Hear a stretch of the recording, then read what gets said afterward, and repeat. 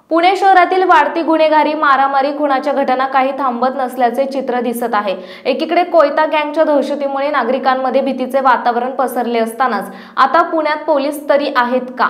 गस्तीवर असलेल्या 2 कर्मचाऱ्यांना पुण्यातील खडकी भागात मारहाण झाल्याचं समोर आलं आहे। गाडी वेगात चालवल्याचा जाब विचारल्यामुळे टोळक्याने पुणे पोलिसांच्या गुन्हे शाखेच्या कर्मचाऱ्यांना मारहाण केल्याची धक्कादायक घटना समोर आली आहे।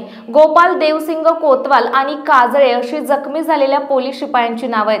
शहरातील खडकी भागात घडलेल्या या घटनेने सर्वत्र संतापाची लाट उसळली आहे।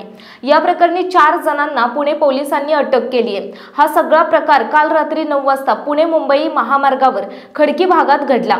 रात्री खडकी भागात गस्तीवर असलेल्या गुन्हे शाखेच्या 2 पोलीस कर्मचाऱ्यांवर 4 जणांच्या टोळीने हल्ला केला।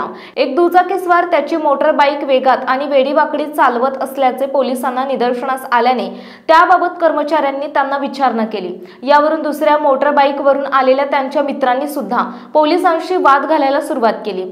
संतप्त झालेल्या 4 जणांनी यावेळी पोलिसांवर अचानक हल्ला केला।